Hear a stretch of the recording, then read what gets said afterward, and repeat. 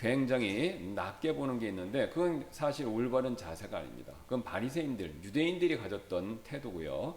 사실 성경을 여러분이 유심히 보시면요, 성경은요 구원받지 않은 사람들에 대해서 굉장히 불쌍하게 여기고 그 다음에 더 나아가서 용서하는 마음을 가지고 복음을 전합니다.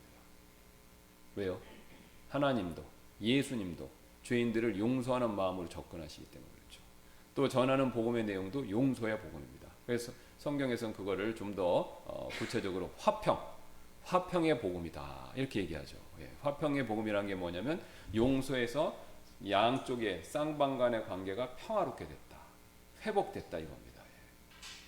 그래서 화평의 복음, 또 우리가 다른 말로 하면 용서의 복음인데 이걸 전하기 위해서는 내가 먼저 용서하는 마음을 가져야 된다. 바로 이거였죠. 자, 그 다음에 그러면 이제 내가 용서하는 마음을 품지 않고 있었을 때는 어떻게 되는가? 더 나아가서입니다. 자, 내 자신이 또 그것에 대한 대가를 치를 수밖에 없다는 것이죠. 첫째, 거기 보시면 오늘 나눠드린 유인물에 이 관계, 나와 가까운 사람과의 관계, 기존의 관계가 변하지 않습니다. 그러니까 용서하기 전까지는요, 뒤틀린 관계가 전혀 좋아지질 않습니다. 가만히 내버려두면요 그대로 갑니다. 그러니까 바뀌지를 않는 거예요. 이게 굉장히 무섭습니다. 그러니까 한번 틀어진 관계는요 한쪽에서 먼저 풀지 않으면 한쪽에서 어느 쪽이 쌍방에서 어느 쪽이든지 먼저 풀려고 시도를 하지 않으면 안 되는 거예요. 절대로 이게 원상 저절로 되는 게 없습니다. 왜요? 보세요. 두 사람이 지금 이루고 있는데 한쪽이 먼저 돌아야 되잖아요. 어쨌든 한쪽이 돌면 또 한쪽이 도는 거 아닙니까? 둘이 같이 돌든가. 자, 근데 어느 쪽이 먼저 돌아야겠습니까? 당연히 우리가 먼저 돌아야 되죠. 왜요? 우리는 그리스도인이니까. 이쪽은 아직 그리스도인이 아니고. 그리고 그리스도인이라고 하더라도 내가 성숙한 그리스도인, 하나님의 말씀을 더 따르는 그리스도인, 그리스도를 닮는 더 닮은 그리스도인이라면 내가 먼저 이렇게 돌아야 된다는 거예요. 자, 그 다음에 뒤틀린 관계는요, 그냥 내버려 두면요, 가만히 있는 게 아니라 더욱더 나빠질 수밖에 없습니다. 이게 원리인데요. 좋은 건 점점 좋아져요. 나쁜 건 점점 나빠집니다. 그래서 우리가 악순환이라는 것이 있고 선순환이 있어요. 세상 사람들도 그걸 알아요. 그죠? 한번 좋아지면요, 이게 계속 잘 돼요. 그러니까 뭐 이해하기 쉽게 우리가 이제 요즘에 이제 이해하기 쉽게 제가 이제 재정을 가지고 얘기를 하겠습니다. 돈이 돈을 번다 그런 얘기가 있어요. 그러니까 일정 수준의 어느 정도 돈을 갖고 있으면요, 그 돈이요, 돈을 쉽게 벌 수가 있어요. 왜? 그 돈으로 이자도 할 수 있고 그 돈으로 좋은 투자처도 말 수 있고 그러니까 돈이 돈을 번다는 얘기였어요. 그러니까 일정 수준만 넘어가면 이게 선순환이 돌아가는 겁니다. 예. 건강도 마찬가지죠. 일정한 수준 이상의 건강을 갖고 있으면요, 그 사람이 더 활동을 하게 돼요. 그럼 더 활동하면 어떻습니까? 더 건강해져요. 운동도 더 하고 더 몸 관리 잘하고. 그죠? 예. 이 세상 일이 다 그렇습니다. 예. 또 일정 이상으로 다른 사람과 관계가 좋으면요, 그 사람은 또 내가 아는 사람이 또 다른 사람을 소개해주고 만나고 그러면서 그 관계가 점점 도와집니다. 그러니까 좋은 건 더 좋아지는 게 있고요, 반대로 나쁜 건 더 나빠지는 게 있어요. 예. 예를 들어서 다시 한번 또 돈 얘기로 가겠습니다. 돈이 일정 수준 이상으로 돈이 없다. 그러면요, 여러 가지 면에서 문제가 자꾸 생겨요. 보세요. 예를 들어서 돈이 전혀 없다. 그러면 남한테 돈을 빌릴 필요가 있어요. 돈을 빌리죠. 그럼 이자를 내야 돼요. 그럼 이자를 내다 보면 돈이 또 더 없어. 예. 그러니까 계속 빈곤. 이걸 탈출을 못합니다. 건강도 일정 수준으로 떨어지면요, 못해. 자, 보세요. 너무 건강이 떨어지면 먹지를 못해요. 식욕이 없어. 그럼 식욕이 없으면 어떻게 됩니까? 더 기력이 없어요. 그럼 기력이 없으니까 더 안 움직이죠. 더 안 움직이면 어떻게 됩니까? 더 운동을 못하기 때문에 더 떨어져요. 똑같은 원리가 관계에서도 적용됩니다. 그러니까 한번 틀어졌는데 그걸 가만두면요, 그 상태가 점점 벌어지고 나빠진다는 겁니다. 그러니까 그 관계를 회복시키려면 될 수 있으면 빨리, 그리고 회복시키는 방법은 지금까지 계속해서 우리가 살펴봤듯이 내가 먼저 화해, 악수에 손을 내밀어야 된다는 것이죠. 이게 성경에서 말하는 원리입니다. 거기 제 얘기가 아니라 거기 보세요. 잠언 위에 관계가 바뀌지 않으면 어렵다는 거, 뒤틀린 관계가 전혀 좋아지지 않는다는 게 잠언에서 18장 19절에서 이렇게 비유로 말하죠. 실족한 형제는 견고한 도시보다 얻기 어려운즉. 그러니까 이게 여러분 견고한 도시 성 생각해 보세요. 그거 함락하기 굉장히 어렵죠. 옛날에는요, 이 도시 성을 함락하는 게 제일 힘든 일이었습니다. 싸움에서. 근데 실족한 사람, 그러니까 관계가 한번 뒤틀려 갖고 마음이 확 다친 사람, 그 사람의 마음을 회복시키고 그 사람과 다시 관계가 회복되는 것, 그 사람을 다시 얻는 일은요, 견고한 도시를 얻는 것보다 더 어렵다는 거예요. 그걸 함락시키는 것보다 더 어렵다는 겁니다. 그래서 그들의 다툼은, 보세요, 그들이 서로 싸운 다툼은 성체의 빗장과 같으니라. 여러분, 성에서 제일 튼튼한 데가 어딥니까? 문이죠. 예, 문을 튼튼하게 만들잖아요. 왜?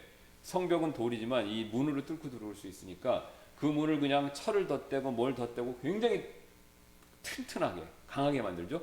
근데 옛날에 문들은 빗장으로 걸잖아요. 근데 그 빗장이 밖에서 땡기거나 밀 수 있으니까 그걸 안 하려면 어떡합니까? 진짜 두꺼운 나무로 하죠. 예. 굉장히 단단하고 강하다 이거죠. 그걸 시편 기자가 그 당시 사람들은 쉽게 잘 이해할 수 있도록 성문의 빗장으로 비유한 겁니다. 그러니까 그만큼 어렵다는 거예요. 그러니까 마음 안에 빗장이 생겼고 그 빗장이 그렇게 강하기 때문에 그거를 열기가 쉽지 않다.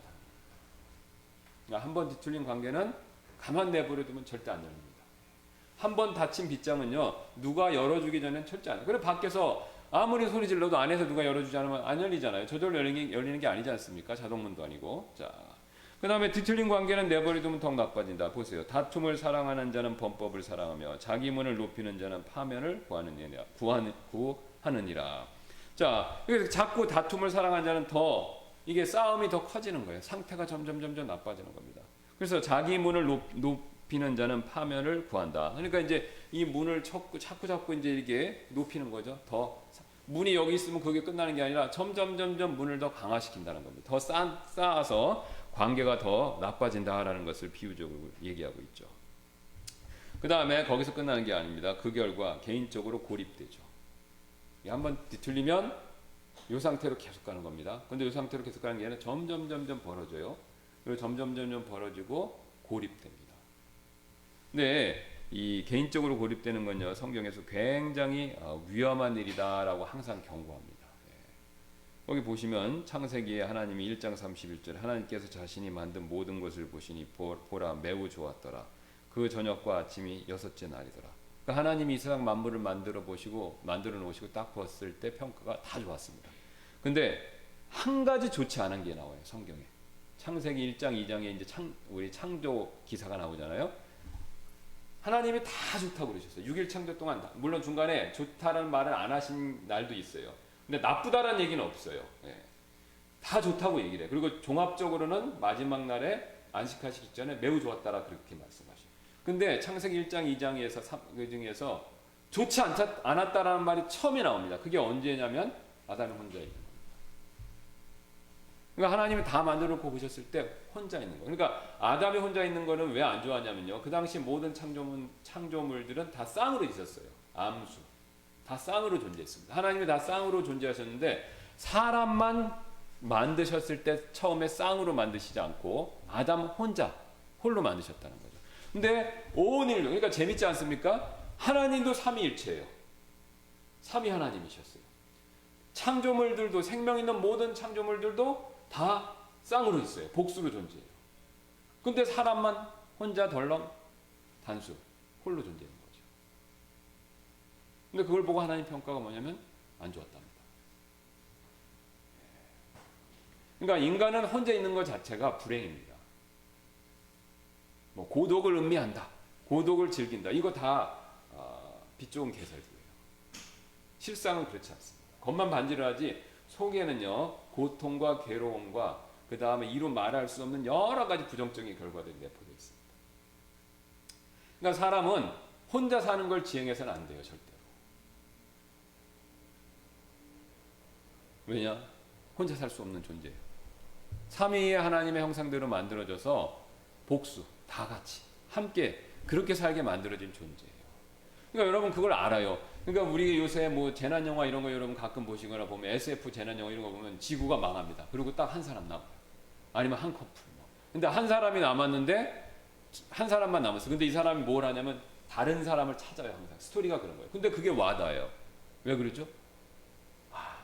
내가 여기 지구에 혼자 홀로 뭐 핵전쟁이든지 뭐 외계인 쳐들어왔다든지 말이 안 되지만 그런 스토리 하에서 홀로 남았을 때 내가 그 사람이 할 수 있는 일이 무엇일까라고 했을 때 다른 사람을 찾는 거죠. 혹시 살아남은 사람이 있을까? 그게 공감을 한다는 겁니다. 공감을. 왜 그걸 공감합니까?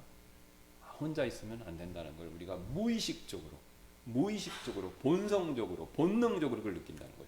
그러니까 사람은 이상하게 혼자 있으면 두려움이 또 생깁니다. 그렇죠? 네.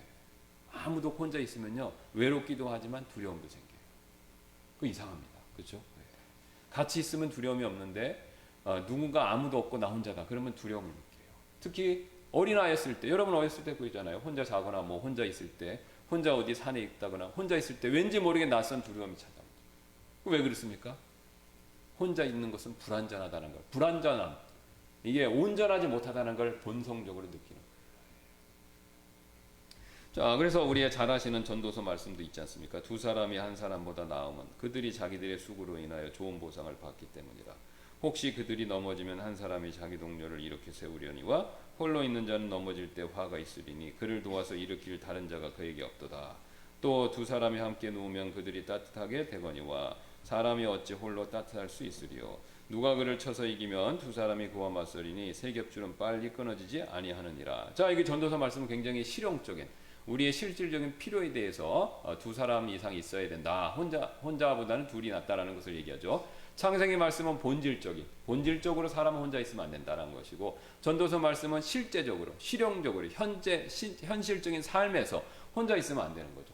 여러분 요새 우리가 이제 감기든지 코로나든지 이게 한 바퀴 확 돌았습니다. 우리만 그런 게 아니라 제가 다른 교회 목사님들한테도 전화 걸어서 잘 계신지 안부를 여쭙더니 거의 다 돌았어요. 예. 많은 교회가 그 다 돌았어요. 예.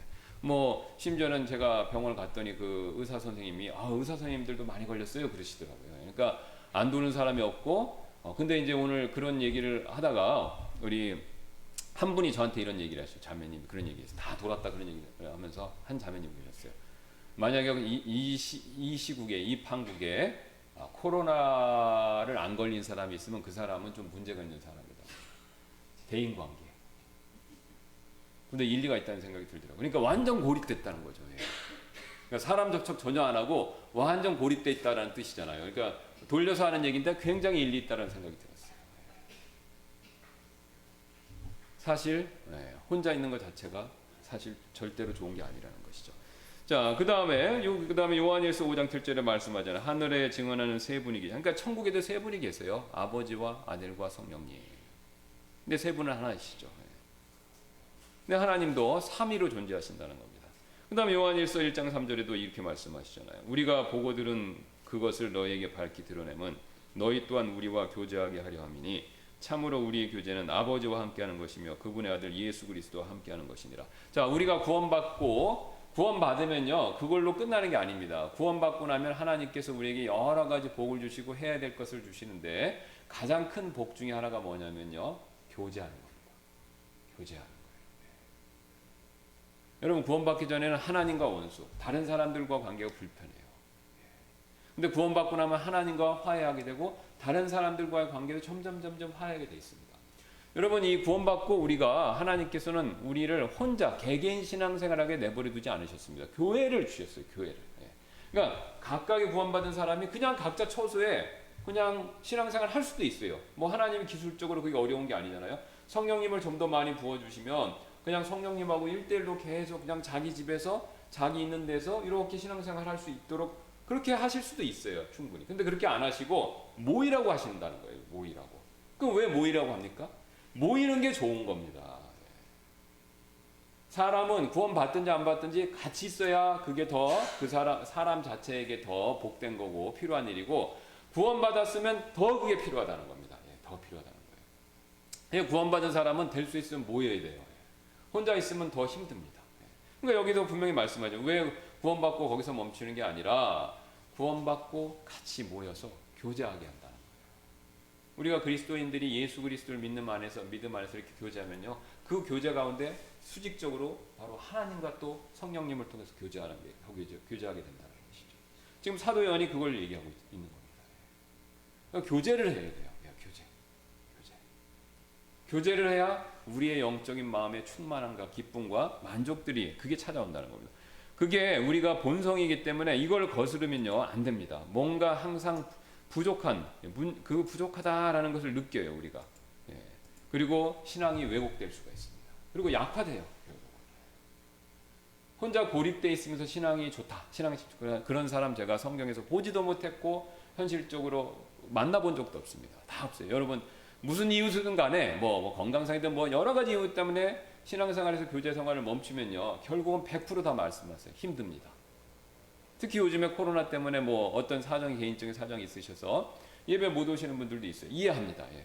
근데 그분들 다 똑같이 얘기해서 저는 교회 안 나가니까 좋은데요. 그런 얘기 하시는 분은 없어요. 다 힘듭니다. 동영상으로 보더라도 힘들다고 그러세요. 왜 그렇죠? 교제. 얼굴과 얼굴을 맞대고 교제하는 이게 필요한 거죠. 자, 그래서 우리가 혼자 있는 것은 안 된다. 근데 이제 우리가 혼자 안 있으려면 어떻게 됩니까? 관계를 풀어야죠. 관계를 풀려면 어떻게 돼요? 용서. 우리 그리스도인들은 용서밖에 없습니다. 자, 그 다음에 이제 마지막으로 5번 보시면 성령의 열매를 맺지 못하게 됩니다. 만약 우리가 용서하지 않기로 마음 먹는다면 우리는 그리스도인으로서 영적 성장을 지연시키는 비싼 대가를 치르게 됩니다. 거기 우리가 사실 그리스도인이 되면요 새로 태어난 아기입니다. 그럼 아기는 성장해야 돼요. 그래서 성장해서 우리가 자꾸 예수님을 목표로, 그러니까 하나님이 이제 첫 번째 사람을 만드셨을 때 그 사람이 아담이지 않습니까? 근데 우리가 대략 이제 성경에 딱 나온 건 아니지만 30세의 모습으로 됐을 거다 이렇게 추정을 합니다. 왜냐하면은 첫 아담이 둘째 아담이신 마지막 아담이신 예수님과 대조를 이루는데 예수님이 이제 30살에 사역을 하셨잖아요. 그러니까 이제 이게 쌍을 이루려면 아담은 그래서 30세 정도의 모습으로 태어나지 않았을까 이렇게 추정합니다. 어린아이는 아니었다는 거예요. 최소한 청장년 이상은 되는데 한 30세로 추정을 합니다. 자, 그럼 보세요. 30세로 추정이 됐을 때 인간은 보통 20세에서 30대, 그러니까 30대 들어갈 때쯤이 신체적, 지적 모든 능력에서 최고 피크라고 그래요. 30대 이상부터 늙는다고 다 그럽니다. 연구조사가 다 나와요. 뭐 지적으로 뇌세포도 줄고 성장도 멈춘 거고 더 크지도 않고 모든 게 다 떨어진다는 거예요. 조금씩. 이게 이제 건강관리를 잘하면 천천히 떨어지는 거고 건강관리를 못하면 확 떨어지는 거고 술, 담배하고 나쁜 거 몸에 안 좋은 거 먹고 그러면 팍 밑으로 떨어지는 거죠. 예. 그러니까 그거는 떨어지는 건 속도는 자기한테 달려 있고 어쨌든 떨어지는 건 피할 수 없다는 겁니다. 근데 이제 피크가 어디냐? 보통 30세 전후라고 다 그래요. 예, 의학적으로. 동서고금을 막론하고 경험적으로도 다 아시잖아요. 내가 그래서 30대 때 좋지 이게 30살 넘어가면 좀 몸이 꺾이는 것 같다라는 느낌이 그걸 다 드실 거예요. 물론 건강관리 잘하면 그게 35살까지도 갈 수 있지만 평균적으로 30대라고 다 얘기합니다. 그러면 인간은 뭐냐면 태어나서 30대가 피크니까 30대를 목표로 이게 몸이 자란다는 겁니다. 그리고 다 자라고 죄의 저주로 인해서 이제 늙고 병들기 시작하는 거죠. 영적으로 똑같습니다. 다시 태어난 아기인데 그러면 다시 태어난 아기로서 우리 그리스도인들은 어떤 목표로 자라는가? 바로 예수 그리스도예요. 예, 예수 그리스도. 뭐 30살 예수님의 30살 모습이 아니라 그러니까 피지컬한 30살 내를 얘기하는 게 아니라 예수님의 완성된 영적인 분량. 예수님은 30살 때 모든 면에서 완벽하게 준비를 갖춰주신 거예요. 그러니까 그렇게 20대도 아니고 30대잖아요. 그러니까 30대 됐을 때 예수님이 지적으로나 영적으로나 모든 면에서 완벽하게 되신 거예요. 그래서 십자가를 지시고 승리하실 수 있었던 거죠. 그러니까 우리도 그 예수님을 향해서 쫙 자라나가는 거죠. 근데 자라나가야 되는데 이게 자라지 못하게 하는 여러 원인이 있습니다. 근데 그 중에 하나가 뭐냐면 내가 용서하지 않는다는 거예요. 왜요? 용서하지 않으면 성령이 역사를 안 하세요. 상대적으로. 여기 분명히 나와 있지 않습니까? 갈라디아서 그런즉 내가 이것을 말하노니 성령 안에서 걸으라. 그리하면 너희가 육신의 욕심을 이루지 아니하리라. 육신은 성령을 대적하여 욕심을 부리고 성령은 육신을 대적하나니 이 둘이 서로 반대가 되므로 너희가 원하는 것들을 너희가 능히 하지 못하느니라. 자 보세요. 양쪽 길을 가는데 양쪽으로 서로 당기면 아무데도 못 가지 않습니까? 육신은 이쪽으로, 성령은 이쪽으로죠. 그럼 성령을 따라야 우리가 자랍니다. 근데 우리가 자라야 되는데 우리가 육신을 따라서 여러 가지 육신적인 이유가 있지만 그 중에 오늘 이번에 우리가 살펴보는 주제인 이 용서하지 않는 마음을 먹으면요 성령이 역사를 안 하세요. 반대로 가니까 아무데도 못 가고 가만히 있는 거예요. 그럼 영적으로 저성장증, 충분히 자라지 못하고 있는 겁니다. 그래서 마치 성장 발육이 저하된 사람 같다는 거. 이거 히브리서 5장 12절에 나오지 않습니까? 시간으로 보건대 너희가 마땅히 가르치는 자가 되어야 할 터이나 그러면서요. 그러니까 시간으로 보건대 이제 가르칠 만큼 이렇게 장성한 분량이 되는데 못 자라고 있는 거죠. 왜 그렇습니까? 성경 말씀을 안 봐서요? 예배를 참석 안 해서요? 찬송가를 부를지 몰랐어요? 아닙니다. 그건 다 2차적, 부차적인 이유고요. 마음이 하나님을 향해서 못 갑니다. 특히 어떤 마음이요? 우리가 살펴보고 있는 주제, 용서하는 마음이 없으면 영적 성장이 잘 안 돼요. 왜? 용서하지 않는 마음은요, 제가 성경 묵상글에도 보냈듯이 그 마음이 쓴뿌리로 발전합니다. 반드시. 그럼 쓴뿌리가 있으면요, 성장이 안 돼요. 마음밭에 가시나무 뿌리들이 많이 있는 거예요. 그러면 자라지를 못하는 거죠, 정상적으로. 그래서 쓴뿌리를 없애려면 용서하는 마음을 가져요. 그래야 좋은 맛이 되면서 우리가 확 성장합니다. 하나님을 향해서 열매를 맺을 수 있는 거예요. 무슨 열매입니까? 성령 열매. 그래서 사실 제가 이걸 정리하면서 제 자신에 대해서 이건 간증인데 굉장히 많이 생각해봤어요.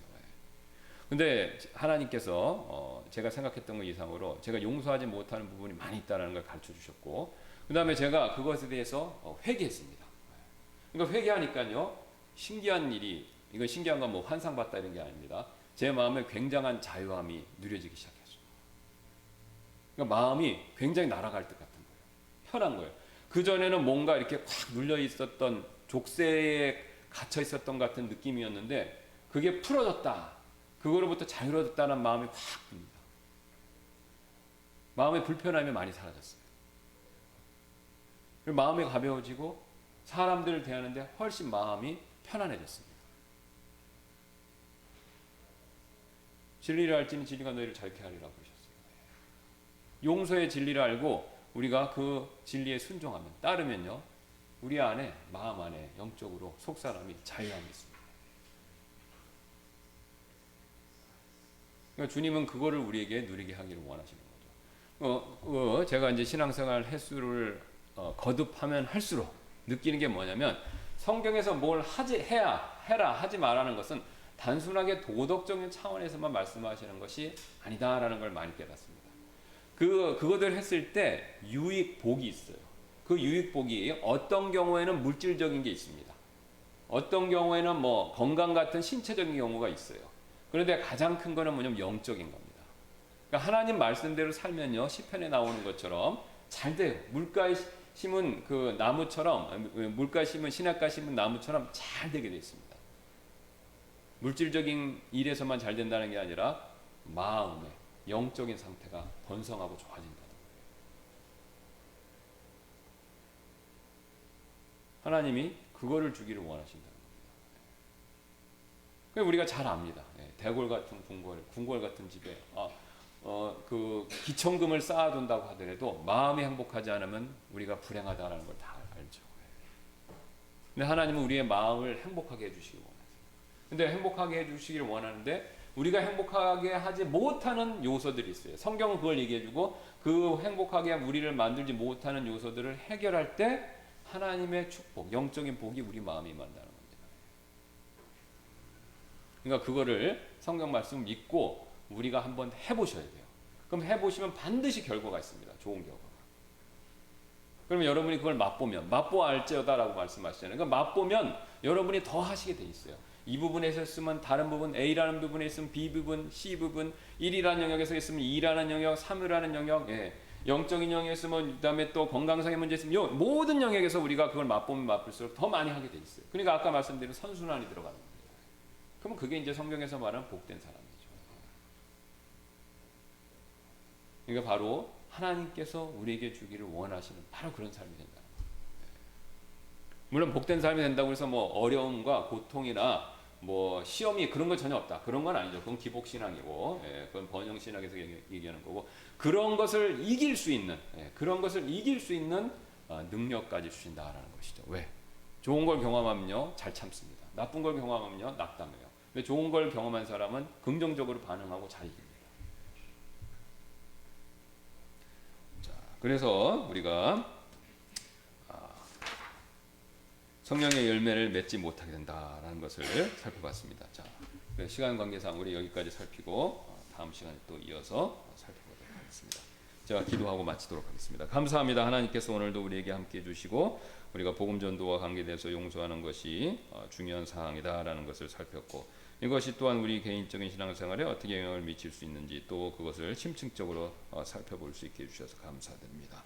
우리가 이 말씀을 믿고 또 이 말씀대로 순종하고 실천해서 하나님이 주시는 복을 우리의 삶에서 많이 누림으로 위로는 하나님께 영광이요 또 우리 주변 사람들에게는 선한 간정을 세우고 또 내 자신에게는 영적으로 큰 기쁨과 즐거움을 누릴 수 있는 저희 모두가 되도록 주님께서 저희들을 이끌어 주옵소서. 오늘 이 시간 이후에 있을 예배 시간에도 주님께서 함께해 주셔서 큰 은혜와 복을 내려주셔서 우리 모든 성도분들이 사람이 사는 것이 빵으로만 사는 것이 아니라 하나님의 말씀으로 산다라는 그런 놀라운 진리를 다시 한번 체험할 수 있는 그런 복된 시간 되도록 역사하여 주옵소서. 다시 한번 감사드리며 모든 말씀 예수님의 존귀하신 이름으로 기도드렸습니다. 아멘. 예, 마쳤습니다.